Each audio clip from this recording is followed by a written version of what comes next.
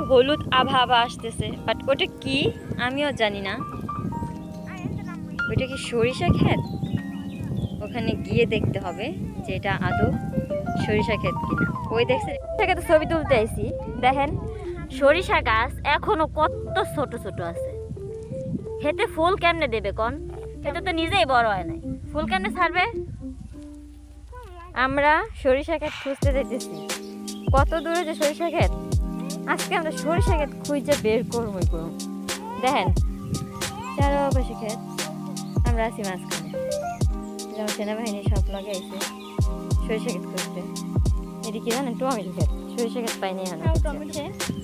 সরিষা ক্ষেতের দেখা পাইছি, যাই হোক অল্প হলেও পাইছি তো।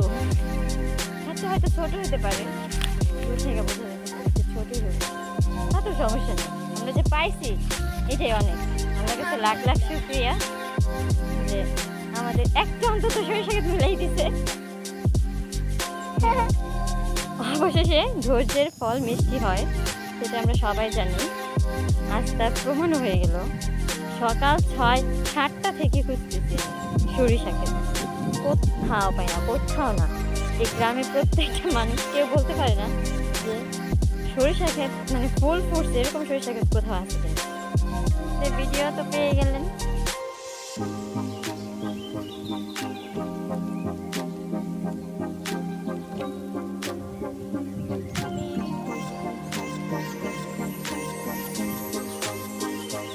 সেনাবাহিনীরা অবশ্য অনেক কষ্ট করছে, কষ্টের ফলে আচ্ছা আমার সেনাবাহিনী একটা গাইজ করতেছে। গরু গরু কইতে পারেন, হলো গাইজ কয়। দেখেন কিছু কবি চল লেগে দেখ, দর্শকরা অপেক্ষা করতেছে কিছু কবি কিনা। আমার লাগে পাওয়া হয়েছে, তোর লাগে পেয়েছি না, তুমি দুজন যা ঠিক আছে।